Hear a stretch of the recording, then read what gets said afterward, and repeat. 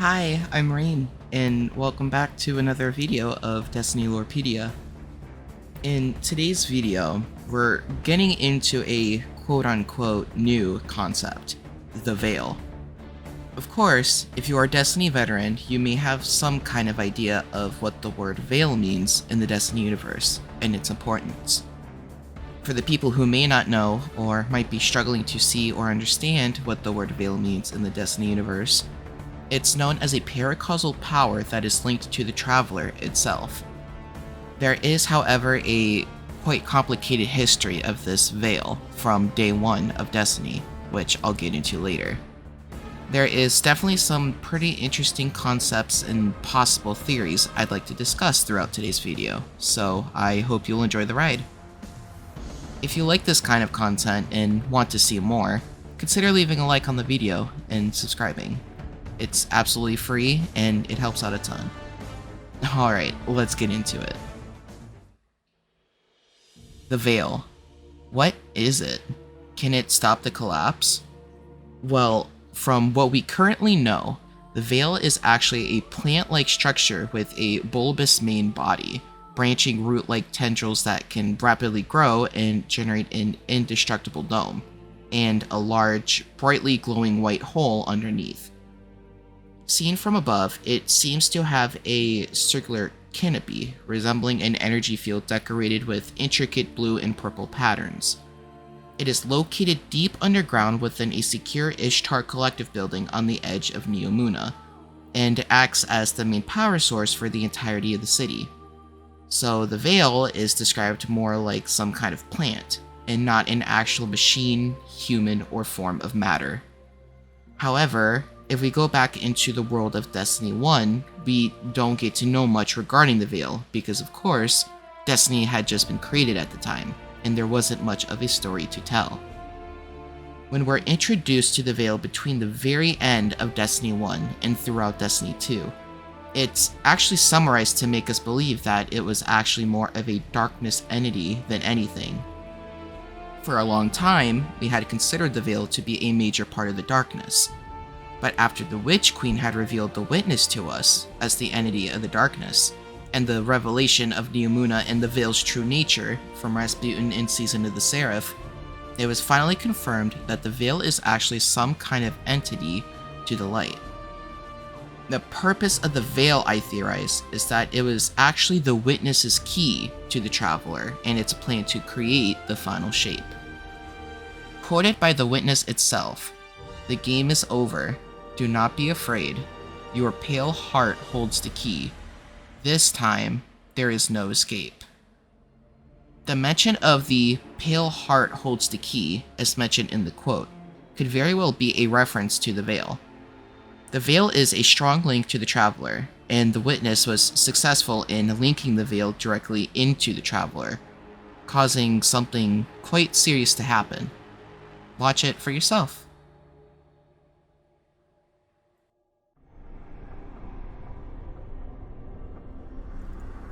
The universe makes us all victim and perpetrator. Life's infinite cruelty.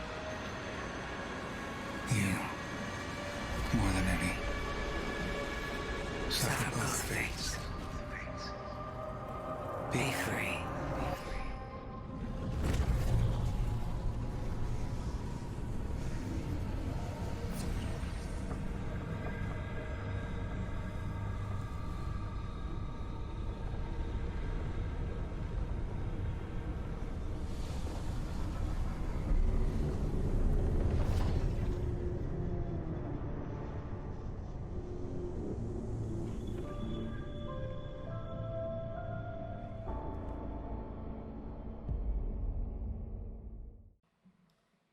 In this scene you just watched, the Witness returns to the Traveler shortly after successfully linking the Veil directly into the Traveler itself, which allows the Witness to draw a triangle, and it opens some kind of portal to somewhere. Of course, I have a theory regarding this triangle that I will get into later in the video, but this somewhere isn't really known. There's speculation that it could be the inside of the Traveler, which sounds somewhat irrelevant, but entirely possible. There is also speculation that the portal takes the witness to where life is born, which doesn't make too much sense in a way, but at the same time, with what we currently know about the Lightfall storyline and the Veil as it is, nothing is out of the question. This is definitely a very interesting thing that I researched, and was perhaps the most intriguing to me. In an exotic quest, we learn that the Black Heart was actually a failed attempt by the Soul Divisive at recreating the Veil, an attempt put into action by the Witness. The failed Veil reminded me of the fabled Philosopher's Stone, the Elixir of Life, and a physical manifestation of pure perfection, but never able to be replicated by any being. Is it conceptually unattainable and impossible to create? Why so? Associated legends say that all elemental matter was derived from a prima materia, or first material, which is the initial ingredient for the stone. Crucially, this matter has evaded alchemists and philosophers alike. It cannot be obtained or created, and so the stone may never be made. Any attempts will yield abominations at worst, or simple failures at best, just like the Black Heart. But what if we did have this prima materia? What could it enable? How does it fit into the Traveler? The Philosopher's Stone symbol is very familiar to us. It's a squared circle, and interestingly, it features a large circle circumscribing a triangle, itself containing a square followed by an inscribed smaller central circle. Following the Veil's linking to the Traveler, this symbol was constructed by the Witness using the Traveler as a canvas, creating a portal. The crucial ingredient, the Veil, is what made this complete construct possible. The stone was also said to be able to be made in a white and red variety, the white being a less mature variety. Is it a coincidence that the Traveler is white, but when completed by the Veil, it opens a red portal? Maybe, but we've never seen that type of portal before. There is meaning in its design. What this meaning means remains a mystery, for now. Without trying to make things too confusing, let us draw some uncertain conclusions from these parallels. 1. The Veil linking with the Traveler enabled the Witness to square the circle, or at least begin to square the circle by inscribing the Traveler with a triangle. 2. In doing so, the Witness possibly created a portal to perfection, or turned the Traveler into a Philosopher's Stone itself, thereby creating a portal to an associated perfect domain from which life flows. 3. Our ghost cannot feel the connection to the Traveler anymore because it's no longer in this universe, only its body is. However, we can still feel and use the light because it persists in the universe above ours and can influence ours from there. And 4. The Witness tasked the Soul Divisive with making a copy of the Veil because he lacked the real Veil, the true prima materia, that he needed to use as the first ingredient in squaring the circle, or creating the stone. Given the above and what we know about the Traveler, we may conclude that the Veil is the first matter from which the universe was born, the true prima materia, and that complete with the Traveler it forms a perfect being, the creator of life itself. Following the idea that the Traveler was made into the complete source of the universe's existence, we may also conclude that whatever lies beyond the perfect domain portal is probably where our universe came from. Applying what we've learned from Mara, that universes can be influenced from another, we can conclude that the Witness is attempting to end our universe from above. With this thought of the Witness trying to end our universe from above, this could mean that in the final shape, we may have to actually go through this portal and explore whatever is on the other side. It would definitely be interesting to see what is on the other side, and just see how the Light and Darkness saga ends as it is. There is another theory out there regarding the Veil. The theory made by Reddit user Tunneling Geek, with references from Kid Psycho and War Shark, is that the veil is actually a literal link, a transporter between the paracausal forces of light and dark. In other words, it's a physical representation of a metaphysical veil between the light and the dark, which the witness seeks to pierce. I won't lie, this theory isn't a bad one at all. The evidence can be seen to make this theory reasonable. By evaluating what the citizens of Neomuna used the veil for, such as the city's defenses, their cloud arc, or the virtual home of Neomuna's people, keeping the lights on in Neomuna as it is. But by also evaluating the tool the witness seeks to use to pierce the veil in its literal meaning, and seemingly offhand comments from both Osiris and Ghost throughout the campaign, needless to say, the theory is persuasive. But the problem is there isn't much relevance in its accuracy going into this theory, especially in this context. Even with some offset comments from our Ghost and Osiris, this theory still has a lot of room for growth and more speculation. To this day, we still know the veil as a plant-like structure with paracausal power linked to the Traveler. I want to go a bit deeper into this connection. However, speaking about this connection will definitely be quite confusing. But keep an open mind, and I'll do my best to explain as simply as possible. Going back into the topic where I briefly discussed the witness making a portal on the Traveler, I'm gonna break down this idea and talk more about the Philosopher's Stone.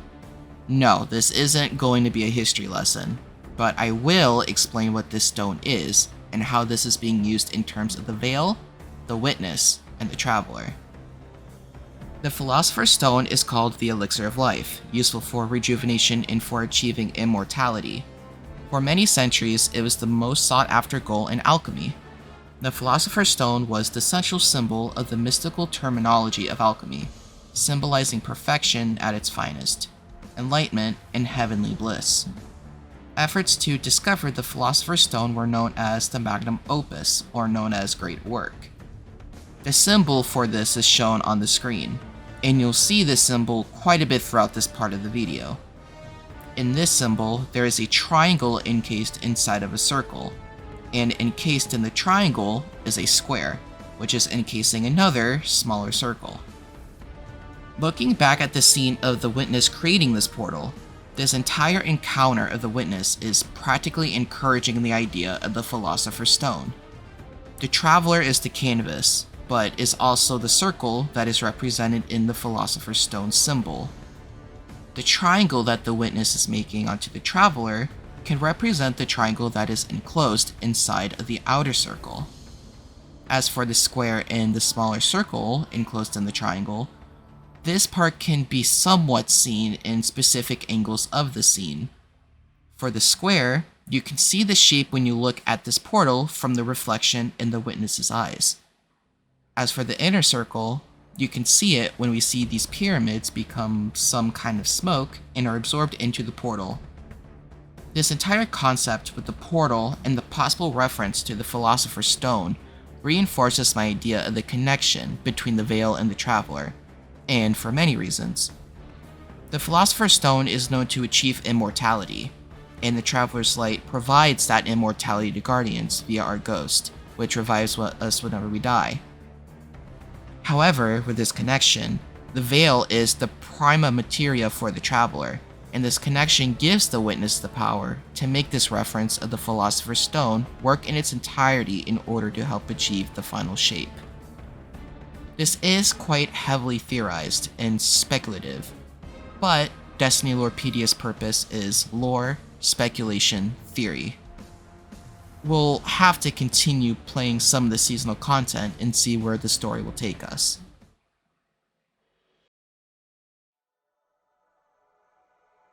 Hi, I'm Rain, and welcome back to another video of Destiny Lorepedia. Today I'm delving into the race we call Ahamkara. You may have heard this before, but where? All I can say is that Riven was able to grant one last wish. That's just a hint, sorry. I'll get into everything soon. Today's topic is actually one that I also enjoyed researching, like last week's video, which I recommend you watch at some point. The Ahamkara is an overall very fascinating species that wasn't given much of a presence, except for the lore throughout the game, and being in-game as a raid called Last Wish. Today's video will definitely be covering parts of that, and my favorite raid being Last Wish. It's pretty exciting. I'll also be looking into Riven on a deeper perspective, as there is much to cover. Shall we be friends? If you enjoy this kind of content, consider leaving a like on the video and subscribing to the channel. It's absolutely free and it helps out a ton. Alright, let's get into some Ahamkara history. You're so close, friend. Find me. Kill me. My heart is yours. An Ahamkara. What is this magnificent creature? In terms of looks, an Ahamkara can be described as a dragon-like creature, with huge claws and a caved-in head. The skull is in a way exposed, as these flaps on its face actually open up and reveal their eyes, in which an Ahamkara actually has a total of 10, which can be seen from an image used to determine which eyes to shoot within the Last Wish raid. We'll talk about the raid and Riven later in the video. However, in terms of what these Ahamkara are capable of, is a completely different story. Ahamkara are capable of granting wishes to their bearers. This ended up becoming a very concerning issue when it comes to the eyes of the Vanguard and the Guardians, which I will delve into shortly.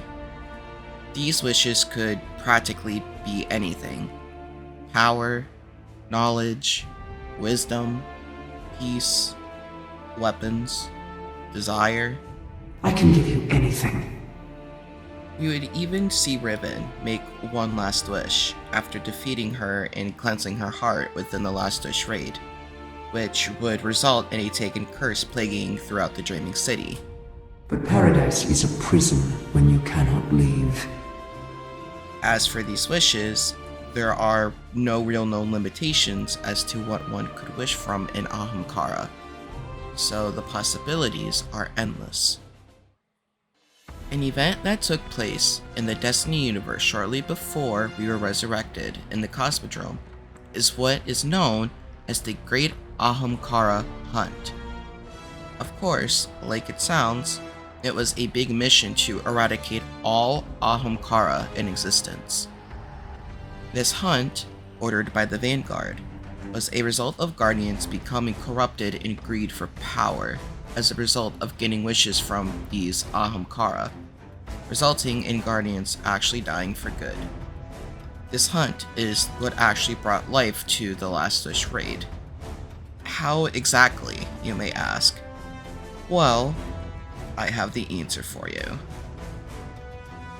During this great Ahamkara hunt, Eris Morn, who was a Guardian at the time, another story for another video, sent a letter to her good friend Queen Marasov of the Awoken, pleading with her to kill any Ahamkara that may come toward the reef, as these Ahamkara were attempting to flee from the wrath of the Guardians. This would also be the time in which Eris would warn Marasov of the potential danger that these Ahamkara could be for the Awoken, and pleads with her to kill any that the Awoken may lay eyes on. If we fast forward into the Forsaken DLC, we are introduced to the Last Wish raid, where we are tasked with defeating Riven, the last known Ahamkara to exist. Oh, murderer mine. This information can effectively conclude that Marasov decided to take captive one of these Ahamkara and sealed it away in the Dreaming City. But what exactly was Marasov's intention of doing this? Did she want to use the unimaginable power of an Ahamkara for her own benefit, to protect the Awoken people? This is a much bigger question, something that we'll discuss some other time. When the Last Wish raid was released, many people were dying to be the world's first in completing the raid. We were able to kill Riven. Do it! Kill me! Kill me now! Unfortunately, this came at a big price for the Awoken people. My queen commanded me to slay a beast. We could not do it alone, so I turned to the Guardians. 6 brave heroes came to destroy my people's greatest secret.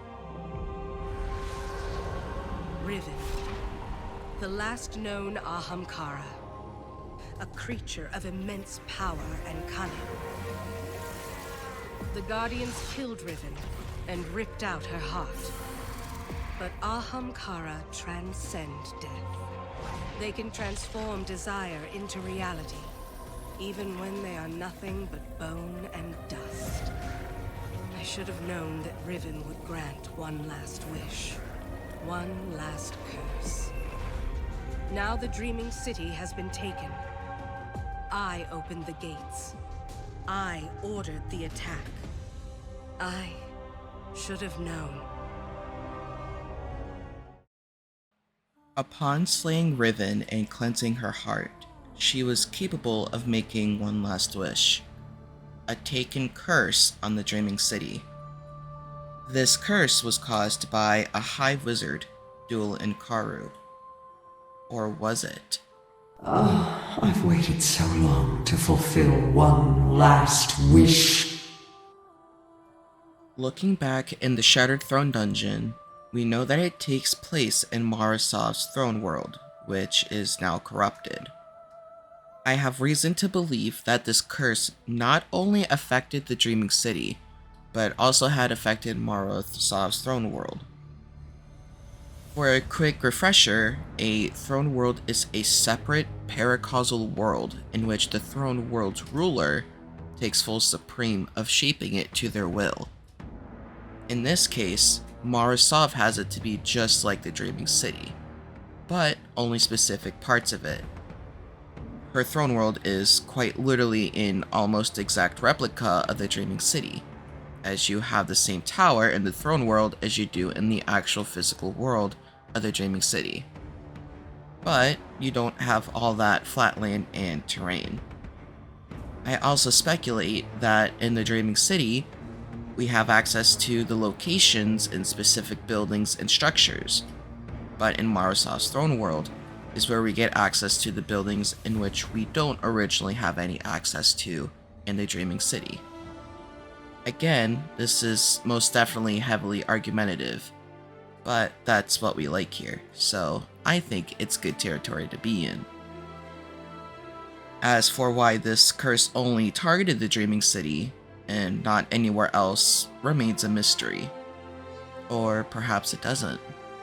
The answer could be right under our nose, needing only the unthreading of clues and riddles. We would think that Riven was just an Ahamkara gone mad or rogue, but this is not the case. Riven has a long history of pain and suffering, which is recorded throughout specific lore throughout the game. According to different parts of lore throughout many different lore books throughout the Destiny universe, it turns out that the Battle of Saturn, or the space battle between the Awoken and Oryx, the Taken King, wasn't the only thing that would affect the Awoken greatly.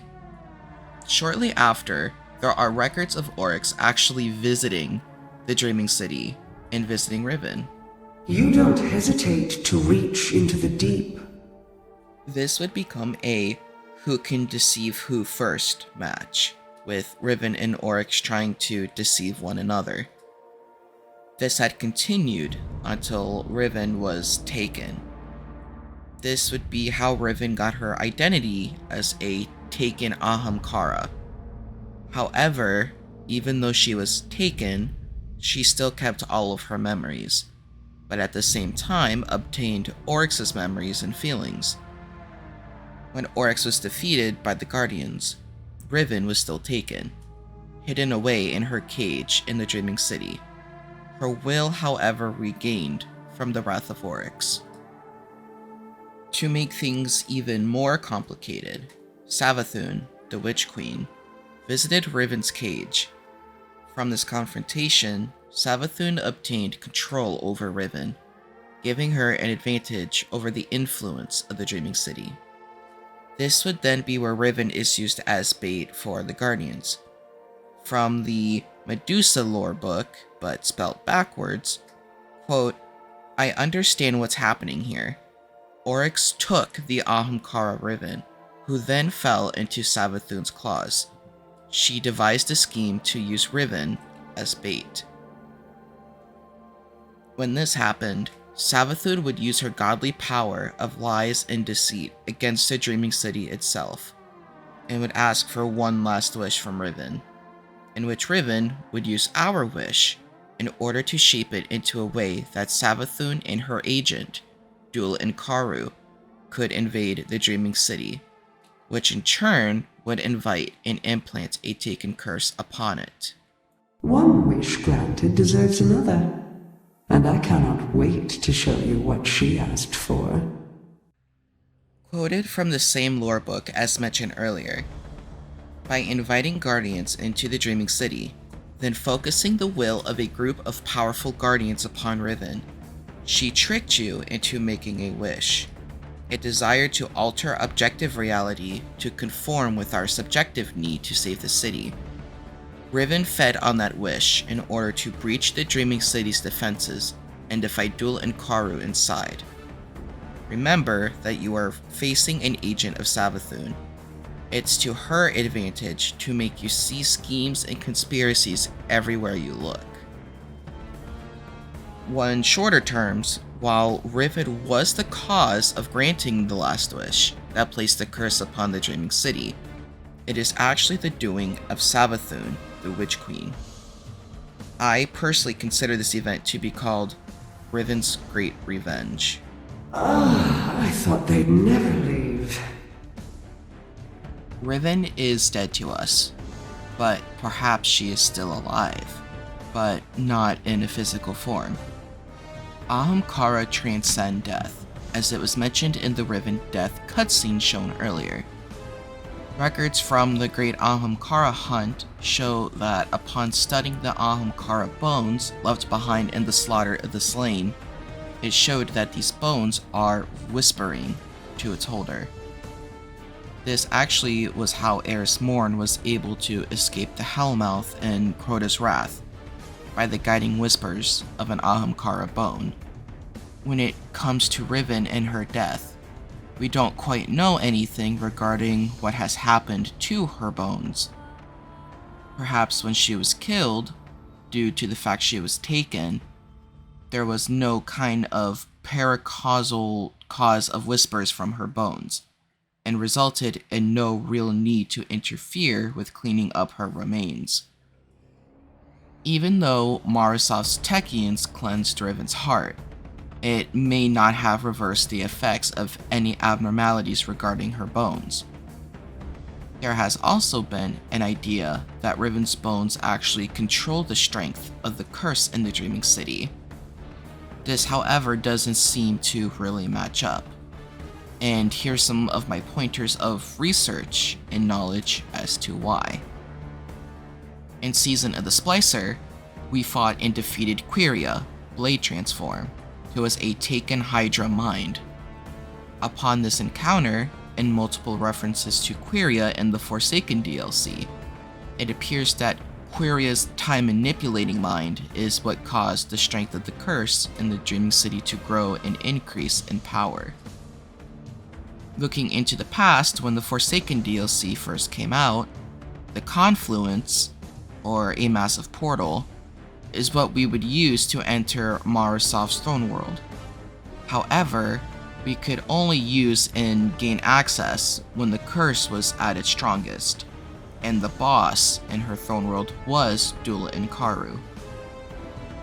Using the information regarding the curse's strength in Dulan Karu being the final boss in Marasov's throne world, it seems that this curse had its strength increased and decreased by Quiria as a way to protect Dulan Karu from the threat of the Guardians and the Awoken. But why protect some agent of Savathûn? The simple answer is that Dulan Karu was tasked with obtaining and gathering the secrets and relics hidden and spread out throughout the Dreaming City. While there is a much more complex answer to this, it's best to leave it be for now. And so, with the information we currently have to this day, the curse is not driven by Riven's bones, but Quiria herself. But with this result, it brings up even more questions, because in the present day, Quiria is now dead and no longer exists. Maybe perhaps Riven's bones do power the curse in the Dreaming City after all. This may be another theory to cover another time, whenever there is more evidence or clues to support the idea. Today's video is a bit unexpected, and I wasn't thinking of doing an entire episode regarding the Season of the Seraph finale, but instead just a small reaction video and my thoughts. But the cutscene that was released today alongside the finale switched my entire perspective, and that's saying something. As for what I'll be covering in this video, I'll be covering my thoughts and reactions regarding the cutscene, breaking down each part of the cutscene little by little, and talk about something that caught my eye, as well as the questions that have been answered from the finale. So, let's get into it. I can't really explain too much just yet until I show you the cutscene. While I show it to you here in a second, I want to let you know that some images or video footage may not be the best of quality. I do my very best to find the best quality images possible for these videos, but sometimes you have to use what you get. Also, today's episode is definitely more on the argumentative and opinionated side. Some things I talk about today may not have any evidence, but it may be a good thing to talk or discuss, as the Destiny community needs more theory and speculation. On February 14th, 2023, a new update was released on Destiny 2, where we were given access to the season finale mission. This mission consisted of boarding the Seraph station, and finally uploading Rasputin himself onto the station. We even got the assistance of Rasputin's heavy frames, something we haven't seen since Season of the Worthy. Unfortunately, the reasoning behind this is not only sad, but very dark. Rasputin tells Anna that he has thought of every single possibility of what he could do to help humanity regarding Xivu Arath without the Warsats. But each outcome is the same: complete annihilation. So, Rasputin, without any kind of hesitation, tells Anna that he must self-destruct in order to prevent Aramis and Xivu Arath from getting hold of the Warsats and unleashing destruction. And so, we end up taking the engram that has Rasputin in it to the Seraph station, and we upload him to the Seraph station's network. From there, we are introduced with a small bit of dialogue, and then the cutscene. Let's watch it.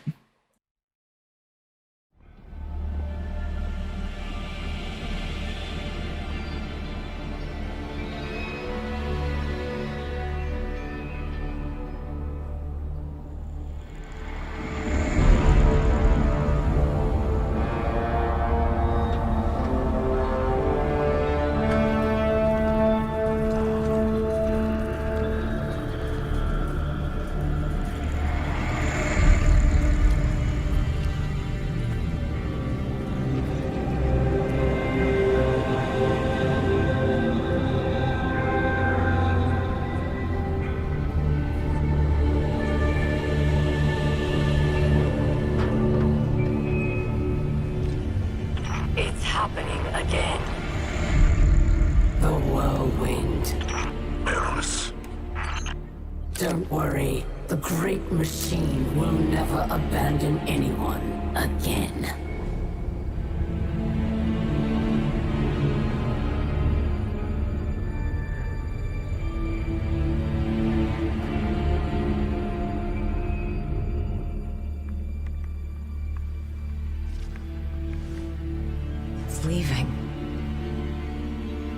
travelers leaving.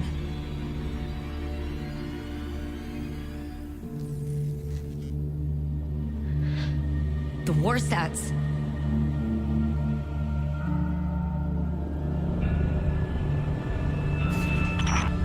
Aramis, please do not do this. If you care at all for our people, if there is anything left in your heart,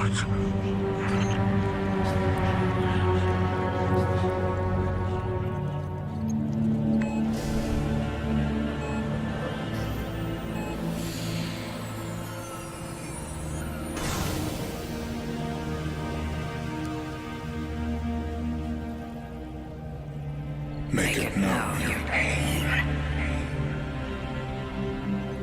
Anna, it's time. For Reese.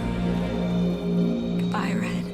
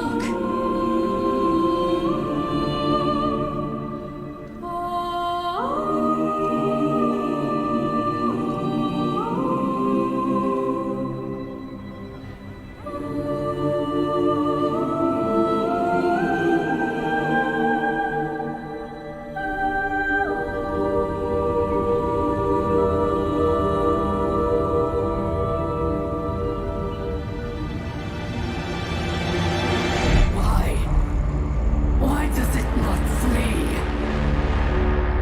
Because it has nowhere else to run. Being 100% honest here, I kinda cried watching this for the first time. This was clearly meant to hit you in your feels, if that makes sense. Watching the Traveler rise from the last city, I just knew that clearly it was trying to escape, not just adjust itself. You then had Aramis talking to Mithrax, the Kill of Light, mentioning the Whirlpool. In short, the Whirlpool is the Fallen's major event of the Traveler leaving, forcing them to fend for themselves. Of course, we had the heart-wrenching unplugging or sacrifice of Rasputin, as we see the code on the monitors disappear and the exoframe turning off completely. Watching Anna fall onto the floor in desperation just broke my heart, if we're gonna be honest. What caught me by surprise was Elsie Bray, who appeared in the cutscene to comfort Anna, but Elsie caught something interesting. As we see the Warsat debris floating in the sky, the Traveler is actually staying afloat, just above the Earth's atmosphere, of course still directly under the last city. Everyone looks curiously at it, feeling thankful but also fearful. We get a look of what the Traveler looks like now in space, which is exactly similar to the way it looked in Destiny 1. This beautiful sight is unfortunately interrupted by Aramis asking the Witness why the Traveler isn't fleeing, in which the Witness responds that the Traveler has nowhere else to go. Of course, that gave me quite the chill. After watching the cutscene, we ended up loading into the tower, in which we had to speak to both Zavala and Ikora. Zavala feels relieved that it didn't leave, and while Ikora is also relieved, she is also fearful that it may try to leave again, or let humanity down. She even goes as far as telling us that it was an honor to fight alongside us. We go from the tower to the helm, where we speak to Anna over the holoprojector, in which in summary she states that Red, or her way of saying Rasputin, was family to her, and now she must find her way of leaving her own legacy of what she does next. We end up walking to the exoframe, which is now dormant, and to my surprise, there is one last final message from Rasputin. This is where some of my questions and theories are answered. and where another theory of mine is born. So let's talk about it. In my Rasputin episode of Destiny Lorepedia, I asked if Rasputin actually gives the location of Neomuna, the new destination for the Lightfall DLC. This question is answered in the dialogue of Rasputin's final message, with the answer to my question being yes. He reveals that the Neptunian city in Osiris's visions is real, and while he doesn't know the exact location, it is home to the Veil, creatures of immense paracausal power linked to the Traveler. This makes another theory of mine. What if the Veil are actually something that lives within the Traveler? We know about the random dude who is shifting his arm into a gun and all, but we know them as Cloud Striders. I don't think it makes sense to go from Cloud Striders to the Veil in the amount of time we've known this new character. The only real thing that could support my theory is a clip from the Lightfall Game Awards trailer, where we see the Witness reaching out into something that is releasing a bunch of trees and leaves, looking as if they fit the Traveler's aesthetic. Of course, when these trees and leaves start to spread out from this opening that the Witness is reaching out into, the Witness gives some kind of look. While we still aren't too familiar with every single expression of the Witness, I feel as if the expression is a mix of shock and maybe fear. We know the light wants to exterminate the darkness, and the darkness wants to exterminate the light.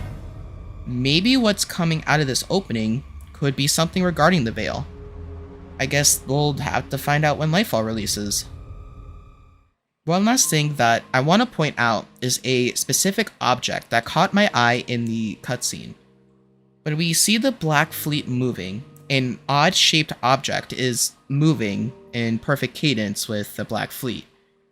I theorize that this could be Callus' ship, since he is the newest herald of the Witness. Its shape looks somewhat similar to what we see in the Neomuna environment trailer and the Lightfall reveal trailer. The very elongated ship with sharp edges in the trailers looks beautiful from close-up, but when looking from afar, it's just an odd-shaped ship that fits the style and cadence of the Black Fleet. Even though we may not know for sure whether that odd-shaped object is indeed Callus or not, it's still something good to point out and think about. We would think he'd be on Neomuna by now, but who knows. Thank you for watching today's video. If you enjoyed the video, consider leaving a like and subscribing to the channel. Let me know what you thought of this season of the Seraph finale mission in the comments below. I would love to hear your thoughts on it. See you in the next one.